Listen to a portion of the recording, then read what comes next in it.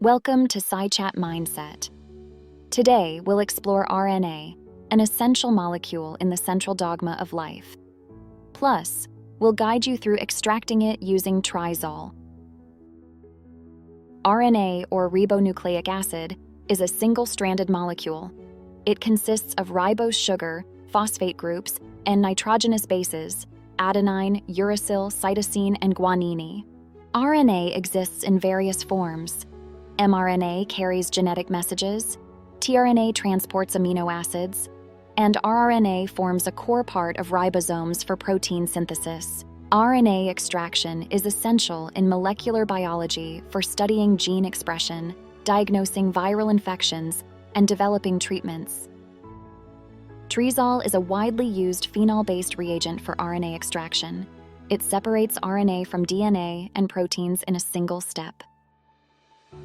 Step 1. Add TRIzol to your sample for cell lysis, releasing RNA. Step 2.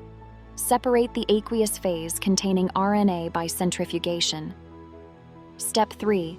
Precipitate RNA with isopropanol and wash with ethanol.